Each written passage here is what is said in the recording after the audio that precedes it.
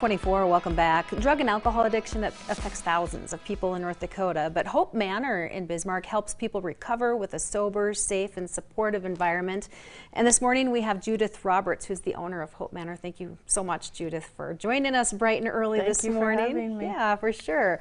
Well, it takes a lot of work to help support the individuals who are in need of the support. And so can you tell us a little bit about the history of Hope Manor and kind of how it came to be? Sure. I'm an attorney by trade, and I practiced here in North Dakota, and I saw, as I practiced, mostly up in the oil field, I saw the great need in North Dakota for sober living. We did not have sober living in North Dakota. So I took a leave of absence in 2014, January of 2014. I opened the first Hope Manor. I never went back to law, and it's just grown from there. Now we have 3 houses in Bismarck, and we just in January opened a new home in Jamestown for men.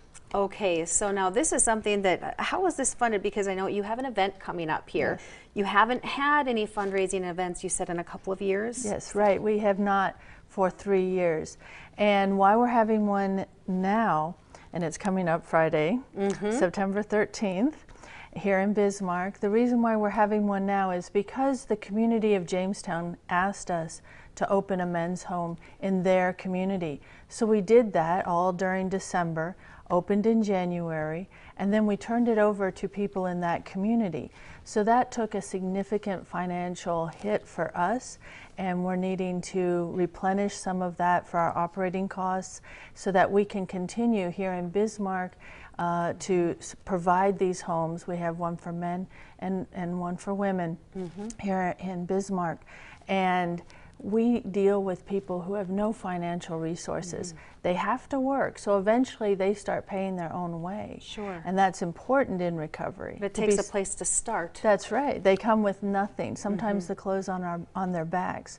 So what we do is we help them and give them the necessities and provide that, and then they get a job, and then they start supporting themselves. But we're always getting new people in, and so then it starts all over again. So we're needing the community support at this time to provide this valuable resource for North Dakota. So it takes those first steps, absolutely. And so all the help they can get from us to help you help them. Yes. And like you said, there's that fundraiser coming up. It's a 1920s theme, and you're going to have a lot, the auction and everything. And how can others support Hope Manor if they're not able to make it to this auction this week? Well, Hope Manor is a 401c3, and so we do take private donations, and that is how we keep the doors open. It's tax deductible for any of those gifts, but we're really looking forward to this auction. You don't have to dress up in 1920s, but it's a 1920s theme, and we're having amazing items for a live auction, also silent auction. Very good. And music, that is dancing, on the the whole 13th, thing. and it's $10 to get in, and Yes. sounds like a great time for a great cause. So Absolutely. thank you so much, Judith, for joining us. Thank you. And now